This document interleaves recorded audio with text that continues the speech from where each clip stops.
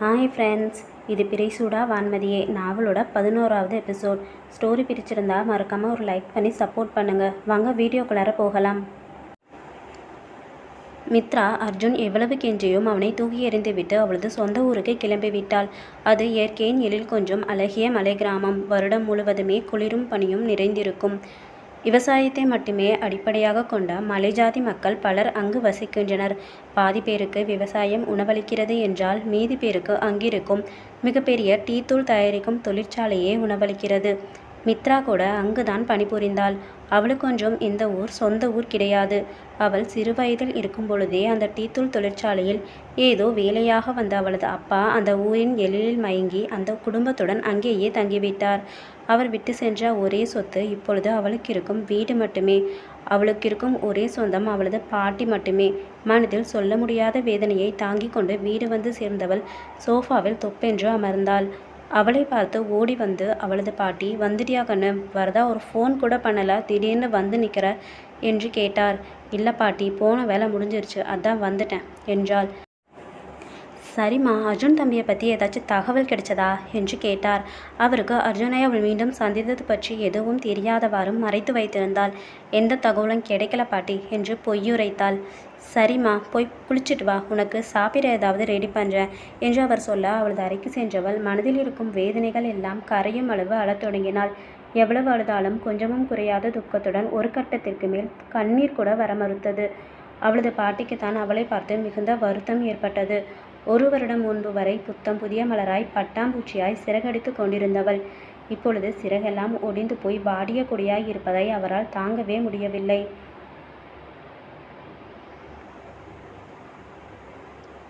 அவள் அருகே சென்று அமர்ந்தவர், ஏமா இப்படி இருக்க என்று கேட்டார்.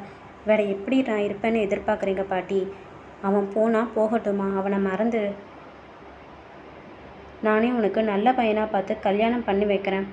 ஏன் பாட்டி, ஒரு கல்யாணம் பண்ணிட்டு நான் அனுபவிக்கிறதே போதாதா? ப்ளீஸ் பாட்டி, என் போக்கில் விட்டுருங்க. அப்படியெல்லாம் விட முடியாது. நீ எல்லா சோகத்துல இருந்தும் கொஞ்சம் கொஞ்சமாக வெளியே வந்து தான் ஆகணும். முதல்ல போய் மூஞ்ச கழுவிட்டு வா, நம்ம கோயிலுக்கு போயிட்டு வரலாம் என்று கூப்பிட்டார். சரி பாட்டி, வரேன் என்று சொல்லி அவளும் கிளம்பி சென்றாள். அதன் பின்னர் வந்த ஒரு வாரமும் எதுவும் செய்ய தோன்றாமல் அவன் நினைவுகளோடையே வாழ்ந்து கொண்டிருந்தவளை பாட்டிதான் அதட்டி வேலைக்கு செல்லுமாறு அனுப்பி வைத்தார். அவனை மறந்தே ஆக வேண்டிய தன் சூழ்நிலையை எண்ணி கொஞ்சம் கொஞ்சமாக வேலையில் கவனம் செலுத்த தொடங்கினாள். முன்பு அவன் விட்டு போன பொழுதும் இப்படித்தான் உயிர்ப்பே இல்லாமல் தெரிந்தாள்.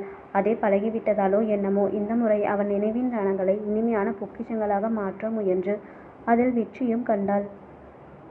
நாட்கள் நகர அவர்களுக்கு கோர்ட் விவாகரத்து கொடுக்கும் நாளும் வந்தது.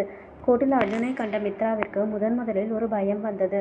ஒருவேளை இவனுக்கு தன்னுடன் வாழ்ந்த வாழ்க்கை எப்பொழுதாவது ஞாபகம் வரும் பட்சத்தில் அவன் தன்னை கேட்கப் போகும் கேள்விகளுக்கு தன்னால் பதில் சொல்ல முடியுமா? இப்பொழுது தான் செய்ய போகும் விவாகரத்து பின்னாளில் தன்னையே குற்றவாளி ஆகக்கூடும். அவனுடன் வாழ தான் எந்தவித போராட்டங்களையும் சந்திக்காமல் மிகவும் இலகுவாய் அவனை விட்டு கொடுத்து விட்டது அவளை மிகவும் உறுத்தியது. அன்றுதான் முதலில் அவனுக்கு அவனுடைய வாழ்நாள் முழுமையும் தன்னுடைய ஞாபகம் திரும்பி வரவே கூடாது என்று கடவுளிடம் வேண்டிக் கொண்டாள். அவன் நிலைக்கேற்ற ஒரு பெண்ணை திருமணம் செய்து கொண்டு அவன் நன்றாக இருக்க வேண்டும் என்று நினைத்தாள். அவள் யோசனையுடன் நின்று கொண்டிருக்க அவள் அருகில் வந்த ராகவ், மித்ரா, இப்போ கூட ஒன்றும் கெட்டு போயிடலை, நீ உன்னோட முடிவை கொஞ்சம் கன்சிடர் பண்ணுமா? அர்ஜுன் உனக்கு டிவோர்ஸ் கொடுக்க இஷ்டப்படலை என்று சொன்னான். மித்ரா அர்ஜுனை நீராக நோக்கி, என்னங்க உங்களுக்கு பிரச்சனை? எதுக்கு டிவோர்ஸ் வேணான்னு சொல்கிறீங்க என்று கேட்டாள். மித்ரா, நான் உன்னை லவ் பண்ணுறேன், நீ எனக்கு வேணும் என்று மிகவும் உருக்கமாக கேட்டான். என்ன, நான் வேணுமா? நீங்கள் என்னை லவ் பண்ணுற அளவுக்கு என்கிட்ட என்னங்க இருக்குது? உங்களது என்கிட்ட பணமோ இல்லை அந்தஸ்தோ படிப்போ வேலையோ எதுவுமே கிடையாது. உங்களுக்கும் எனக்கும் ஏன் இல்லை, எது வச்சாலுமே எட்டாது. இப்போ நீங்கள் நினச்சாலுமே உங்களுக்காக 100 பொண்ணுங்க வந்து க்யூவில் நிற்பாங்க. அவங்கள உங்கள் தகுதிக்கு ஏற்ற பொண்ணாக பார்த்து லவ் பண்ணிக்கோங்க. ஓ சாரி, உங்களுக்கு தான் ஆல்ரெடி ஆள் இருக்குல்ல, அந்த அபிநயா கிட்ட வாச்சும் உண்மையாக இருங்க. என்ன லவ் பண்ணுறேன்னு சொல்லி அவளுக்கு துரோகம் பண்ணாதீங்க என்றவள் சொல்லிக்கொண்டிருக்கும் பொழுதே கோர்ட்டினுள் அவர்களை அழைக்க உள்ளே சென்றனர்.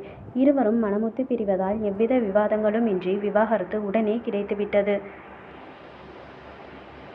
கோர்ட்டிலிருந்து வெளியே வந்தவள் அவனை திரும்பியும் பாராமல் சென்று விட்டாள். தேவையில்லாமல் தன்னுடைய வாழ்க்கையில் நுழைந்து தன் வாழ்க்கையின் திசையையே மாற்றிவிட்டாள் ராட்சசி என்று சொல்லி அவளை திட்டி தீர்த்தான். அவனுக்கு நன்கு தெரிந்து போனது, மித்ராவை தவிர வேறு எந்த பெண்ணையும் தன்னால் மனதால் கூட நினைக்க முடியாதென்பது. எதுவானாலும் பரவாயில்லை, அபிநயாவை திருமணம் செய்ய போவதில்லை என்ற உறுதியான முடிவை எடுத்தான்.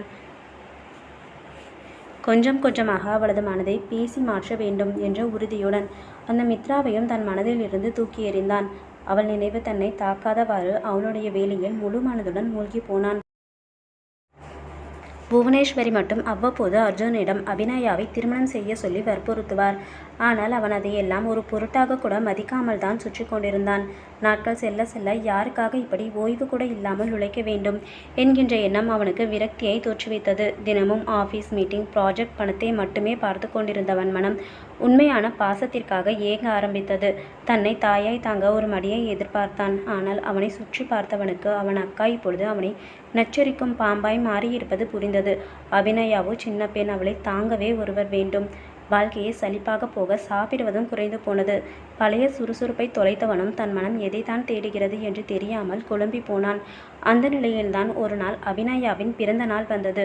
அன்று அர்ஜுன் ஆஃபீஸில் இருக்கும் பொழுது அபிநயா ஃபோன் செய்தாள். மாமா, ஈவினிங் மூவிக்கு போகலாமா, வரீங்களா? என் ஃப்ரெண்ட்ஸ் எல்லாம் வராங்க மாமா. இல்லைம்மா, எனக்கு வேலை இருக்குது. ப்ளீஸ் மாமா, எனக்கு இன்னைக்கு பர்த்டே தானே, வாங்க மாமா ப்ளீஸ் என்று கெஞ்சவும் வருவதாய் ஒத்துக்கொண்டான். சொன்னபடியே அர்ஜுன் மாலையில் அவர்கள் சொன்ன தியேட்டருக்கு சென்றான். அவளது தோழிகள் 4-5 பேர் வந்திருந்தனர். அனைவரும் ஒரே வரிசையில் அமர்ந்து கொள்ள அபிநயா அர்ஜுன் அருகே அமர்ந்து கொண்டாள். அர்ஜுனுக்கு அந்த பக்கமாய் ஒரு குட்டி பெண்ணும் அதையடுத்து அந்த பெண்ணின் அம்மாவும் அமர்ந்து கொண்டனர். அந்த வாயாடி குட்டி பெண் தானாக வந்து அர்ஜுனிடம் பேச ஆரம்பித்தாள். அங்கிள், உங்கள் பேர் என்ன என்று அந்த பெண் கேட்கவும் அர்ஜுன் பேபி பேர் என்ன என்று அவன் கேட்டான். என் பேர் ரியா அங்கிள். அங்கிள், இந்த மூவி ரொம்ப பயமாக இருக்குமா, உங்களுக்கு கோஸ்ட் மூவினா பிடிக்குமா என்று கேட்டாள். அவனுக்கு அப்பொழுதுதான் தான் பார்க்க வந்திருப்பது பேய் படம் என்றே தெரிந்தது. உடனே படம் போட்டுவிட அந்த ரியாவும் படத்தில் மூழ்கி போனாள். சிறிது நேரம் படம் பார்த்தவன் சலிப்பாக இருக்கவும் சுற்றும் முற்றும் பார்வையை ஓடவிட்டான். பக்கத்தில் இருந்த அந்த குழந்தை பயமுறுத்தும் காட்சிகள் வரும்பொழுது முகத்தை கைகளால் மூடிக்கொண்டு விரல் சந்தின் வழியே படத்தை பார்த்து கொண்டிருந்த விதம் அவனுக்கு சுவாரஸ்யத்தை கூட்டியது. படத்தை பார்க்காமல் அந்த குழந்தையை பார்த்து கொண்டிருந்தவனுக்கு ஒரு நிமிடம் தனது அருகே அந்த குழந்தைக்கு பதிலாக மித்ரா அமர்ந்திருப்பது போல் தோன்றியது. உடனே மண்டையெல்லாம் வலிப்பது போல் தோன்ற உடலெங்கும் வியர்த்து ஊர்த்த அப்படியே மயங்கி போனான்.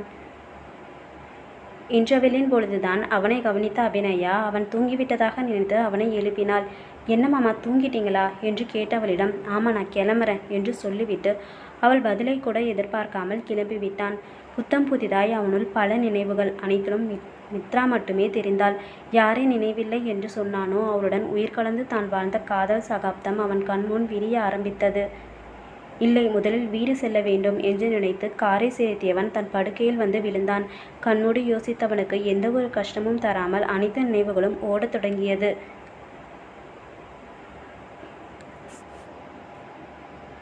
ஹாய் செல்லக்குட்டீஸ், அடுத்து என்ன நடக்கும்னு தெரிஞ்சுக்கிறதுக்கு மறக்காமல் சேனலை சப்ஸ்கிரைப் பண்ணிக்கோங்க. ஸ்டோரி பிடிச்சிருந்தா ஒரு லைக் பண்ணி சப்போர்ட் பண்ணுங்கள், கமெண்ட் பண்ணுங்கள். தேங்க்யூ.